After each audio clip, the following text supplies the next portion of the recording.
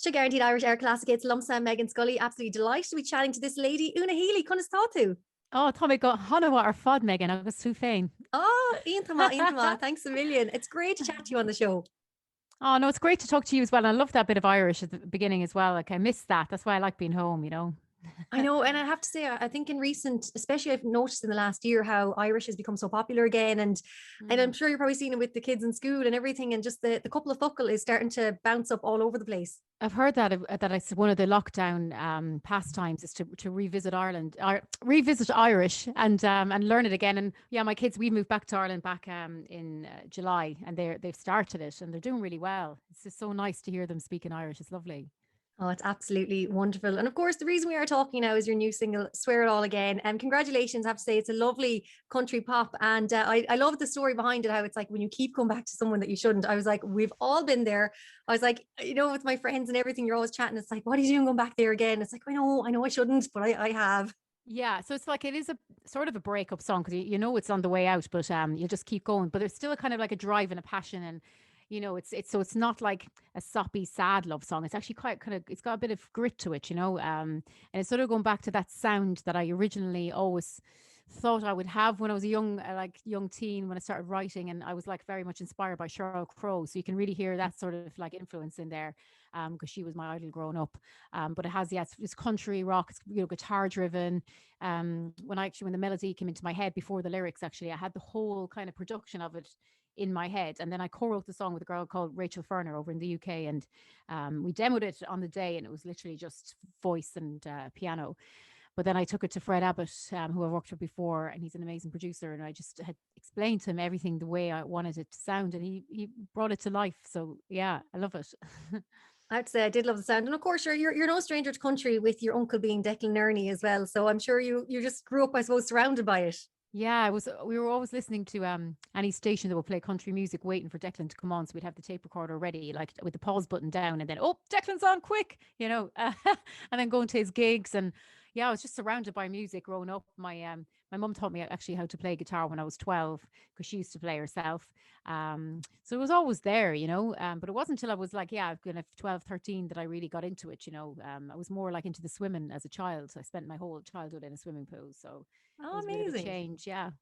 And then, of course, as well, the Saturday is one of the biggest girl groups in the world and the whole pop scene there. And, like, I suppose you're quite taking elements from everywhere, but how was it for you going from this girl band, having the four girls with you to going on a solo project? And I suppose going from pop to country, but also bringing the pop with you.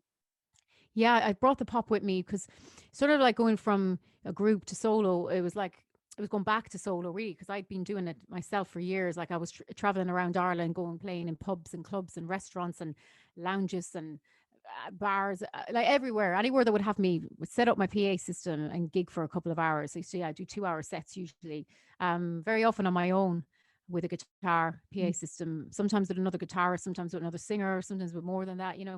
So I was, knocking around for a few years doing that. So it's not like it's so scary now being on my own again. It's like I've already grafted and went down that road. So yeah, I miss the company of the girls. I have to say though, it's so much fun. We had the best time, like so much fun.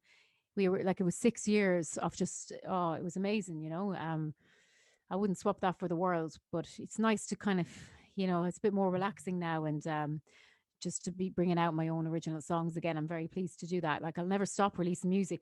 I do it because I love it. It's like my passion. So um, I'll continue to do so anyway. And I love when people say they like the songs and the music because the songs they can relate to them. Like you said, you have friends and everything there. You'd know who might relate to that song. And then have others that they might relate to too. So that's like I think that feels a huge achievement as a songwriter that you're writing songs that people identify with because I love to turn on a song, especially if I'm in a certain mood and go, this is going to highlight the mood I'm in now, whether it's sad, happy, or whatever, just something in the background when you're getting ready. Absolutely, I have to agree with that. And making the transition, I suppose, back from England to Ireland as well. I know I've seen you doing quite a bit of TV presenting now as well. So, like, how has it been coming back to Ireland, back home again? And of course, it's still the kids learning Irish. Oh, it's nice to be home.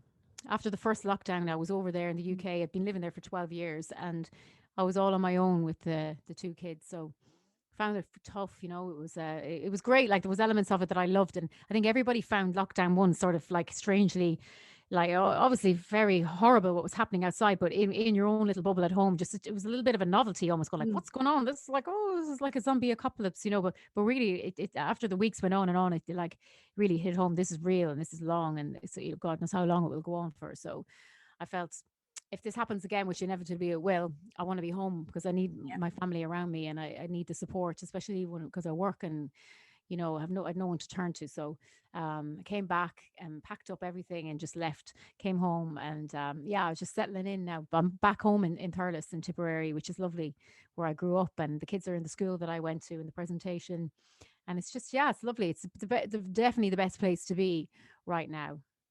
I couldn't agree more. I think as well, being in the countryside and having that nice mix as well, and having family close by definitely helps throughout these lockdowns. Now, you have released the music video for Spare It All Again, and obviously, it is lockdown. So how did you work that one?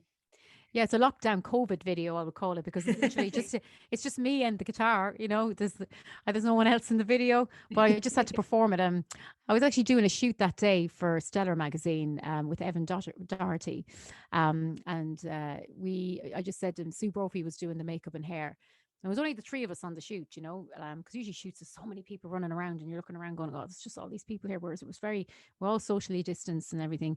So he was taking the shots, and then after that, then we did a second photo shoot and did a few shots for just promo and different things like that. And I just asked him, I said, would you mind filming me after each setup, and just we'll make a video.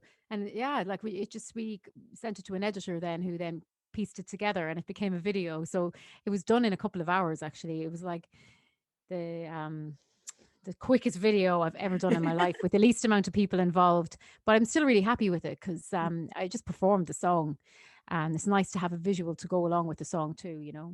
Yeah, because I was watching Listen before we had our chat again. I just, it's always nice. You'll always look back in that video and you'll always remember it for this time as well.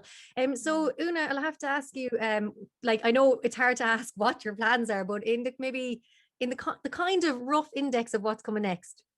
Oh, it's a lot going on as it is. So kind of like I just take one day at a time. I know that I work hard and I put everything into whatever I do. So I'm working on new songs actually at the minute. So I'll be concentrating on just writing good, decent songs. I'm not going to put anything out that I don't feel proud of.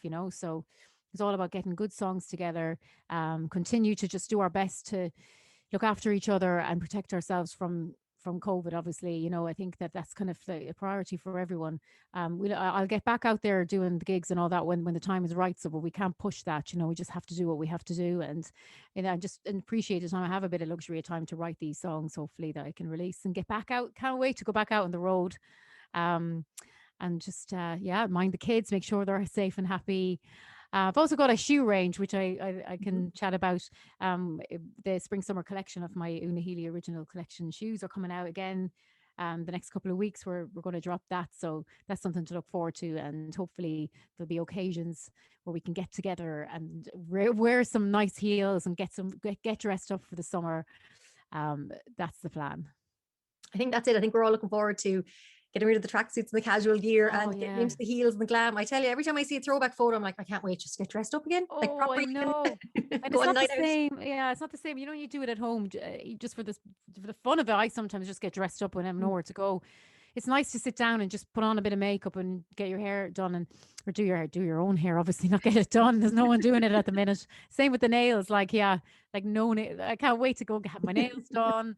I can't wait to, have somebody massage my head when I get, when you have like, oh, I love going into the hairdresser, having my hair washed. Mm-hmm. Looking forward to that.